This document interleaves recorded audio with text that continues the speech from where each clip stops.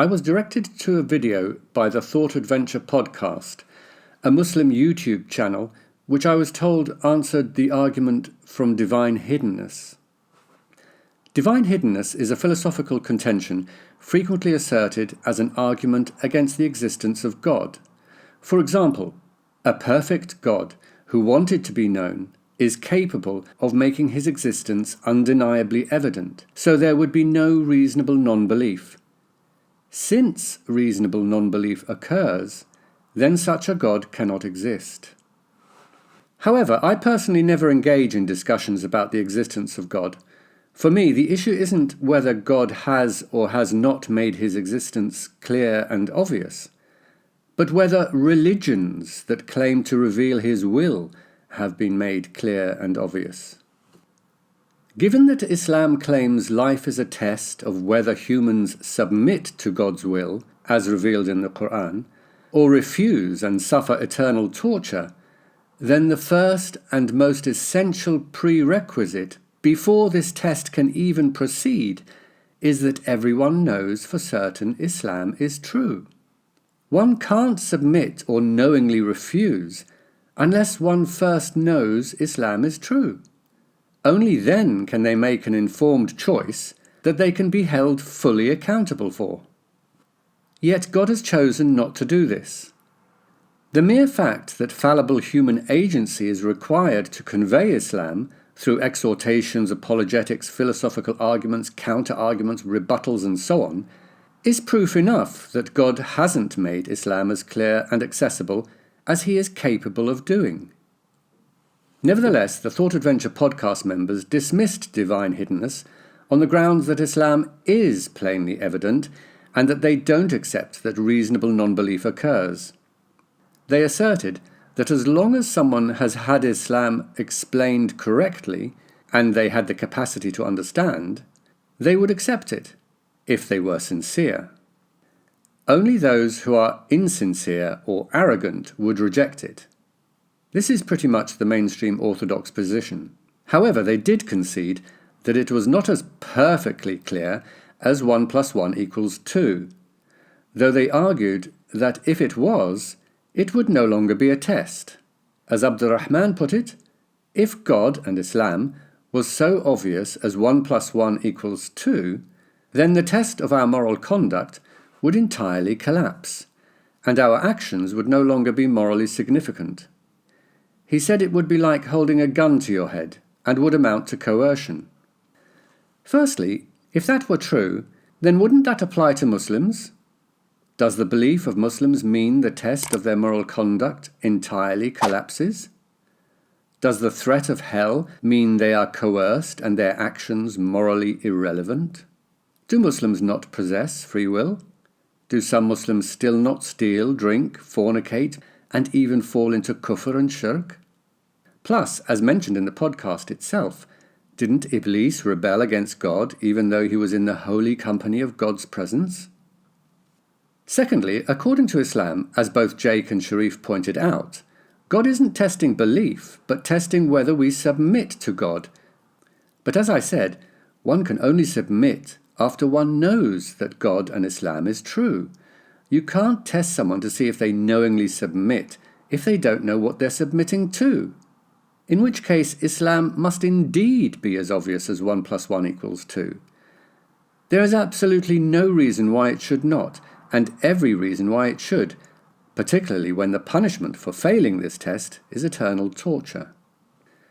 Sharif then argued that the reason God didn't make himself and Islam as obvious as 1 + 1 = 2 is because this is the best way to create the most number of people to submit to God, i.e. the idea that it's not in a way which is directly accessible like 1 + 1 = 2, but rather it requires sincerity to seek out this intellectual answer, this rational answer, that there is a creator that therefore you need to submit to.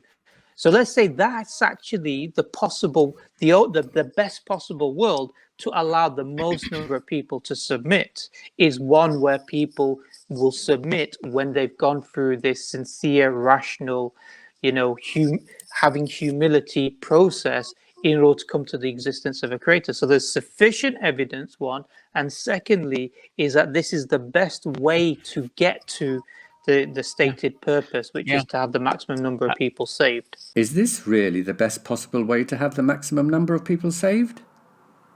Most humans, past and present, are not and never have been Muslim. Throughout history, many ordinary non-Muslims have gone to their graves, never even hearing about Islam. Others only heard a distorted version. Although mainstream Islam says this life is to test mankind as to whether they wholeheartedly submit to God's will, as revealed in the Quran and Sunnah, in reality this is not the actual test most of humanity has had to face. If they are fortunate enough to have received the correct and uncorrupted form of Islam, and from the right kind of Muslim, then the next test they face is whether they are able to successfully navigate through a maze of conflicting theological and philosophical arguments that rely heavily on a person's subjective, cultural and emotional viewpoint, a test of whether they can recognize the miraculous nature of a book that they don't understand, or accept Quranic miracles such as the splitting of the moon and iron coming from space, or prophecies such as predicting tall buildings and the spread of immorality. Only once they have managed to successfully jump through all these hoops and arrived at the certain knowledge that Islam is true, can the real test of whether they knowingly submit actually begin. Now tell me honestly, is this really the best possible way to have the maximum number of people saved? As for 25% of the human race, the vast majority of them had the good fortune to be born into Muslim families. Though whether they submit to Islam because they genuinely know it's the truth after a rational journey to sincerely seek out this intellectual answer is quite another question. No doubt, like most people, the majority merely imitate what their forefathers did, while instinctively dismissing other religions. In other words, in a qualitative sense, they are no different to the idol worshippers they so fiercely condemn. But who can really blame them? Most humans are consumed by the struggle to simply survive and put food on the table for their children. Few have time, energy or resources to explore all the world's religions and philosophies in any meaningful depth. Of course, all of this could have been avoided simply by making Islam as clear and as obvious as 1 + 1 = 2. Then everyone, regardless of their circumstances or context, can make an informed choice whether to knowingly submit or willfully refuse. This is actually the best possible way to have the maximum number of people saved. Plus, it will unequivocally identify the kuffar, those who know Islam is true but intentionally refuse to submit. No need for preachers handing out leaflets, dawah stalls at Speaker's Corner, medical doctors on Peace TV, or apologists on YouTube. More importantly, there would be no need for the millions worldwide who miss the chance to receive the message of Islam in its true uncorrupted form. Sharif then said, I've never come across an atheist or a disbeliever, non-Muslim, who was sincere and looked at the arguments and didn't become a Muslim. I've never come across a person who I felt he's a really sincere guy, but he just doesn't want to be a Muslim.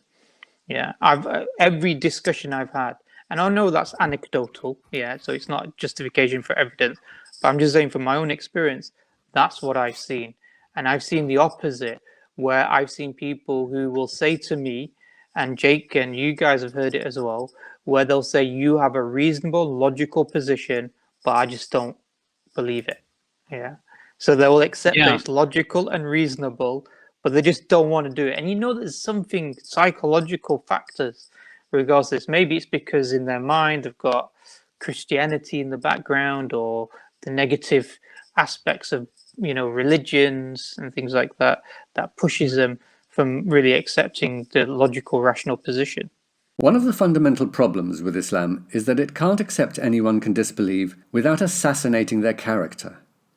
It cannot entertain the possibility that decent, reasonable people could simply be unconvinced by Islam. It compels Muslims to attribute ignorance or wickedness to them. It is no coincidence that Sharif experiences exactly what he expects to experience: that unbelievers are deaf, dumb and blind, the worst of creatures. In their hearts is a disease. They have hearts that do not understand, eyes that do not see, and ears that cannot hear. They are like cattle, nay, they are worse. I will finish with a passage by Theremin Trees, which illustrates this well. Some of us go through life convinced we possess an almost clinical objectivity, that barring deliberate deceptions or the odd quirky optical illusion, we generally perceive reality as it actually is, and that we make decisions on a firmly rational basis.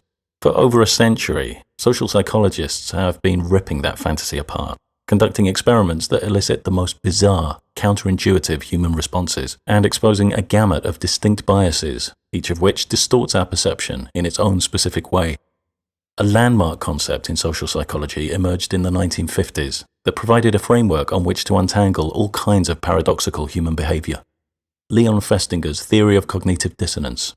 It also described arguably the biggest implement in the toolboxes of manipulative groups, who not only rely on it to keep existing members under their influence, but also actively exploit it to recruit new members.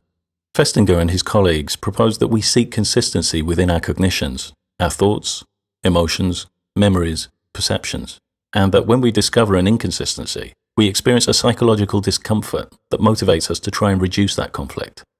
So, what does dissonance look like in action? Say we've been taught to believe all members of Group A are evil.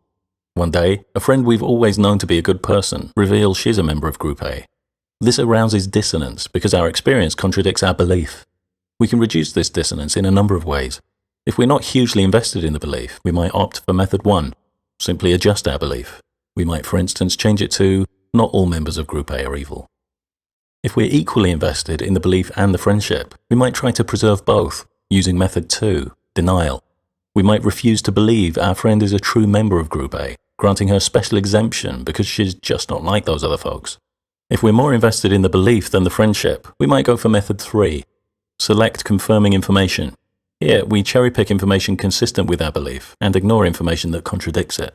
Any flaws in our friend's behavior or attitudes can be turned against her, while her goodness is ignored. Festinger and his colleagues noted that when we experience dissonance, we'll tend to avoid information or situations that threaten further dissonance.